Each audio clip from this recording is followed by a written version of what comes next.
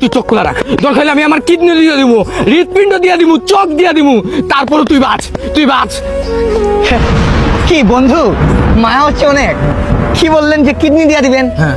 বাবা বাবা বাবা বাবা বাবা যা লাস্ট 2098 একটা বই বানাইছিলাম, ঠিক আছে? আমি কবি, সম্মান করবো আমাকে, ঠিক আছে? 98 একটা বই লিখছিলাম, বইটা ফ্লপ গেছে। বইটার নাম ছিল কাপুরুষ, ঠিক আছে? এই তোমাদের যে বন্ধুরা দেখলাম মনটা জুড়ে গেছে সালার দুনিয়া। ওই যে বলে না পুরুষ নারীর প্রেমে পড়ে না, পুরুষ যে বন্ধুত্বের প্রেমে পড়ে, তোমাদের দেখলে বোঝা যায় প্রিয়। আসলে কি জানো, তুমি তোমার বন্ধুত্বের প্রমাণটা বুঝিয়ে দিলা, হৃৎপিণ্ড দিয়ে দিবা। আরে বেটা, তুই যদি হৃৎপিণ্ড দেস তুই তো মইরা যাবে ওইটা অবস্থায়।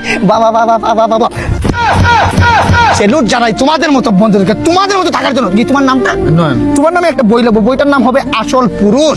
এইটা নিশ্চয়ই ফ্লপ করবো না ভাই এত ইমোশন ভাই। হয় না। আমার অস্ত্রটা বাইরে তুলেন, তারপরে কথা বলি। আরে অস্ত্র না ভাই, অশ্রু ভাই। ভাই বলতেছি এত জ্ঞান দেওয়ার দরকার নাই ভাই। কালকে ওরে আমি চা খাওয়াইছি, আজকে ওর ডেট, এর লেগে ভাউতাবাজি করতেছে, বুঝতে পারছেন?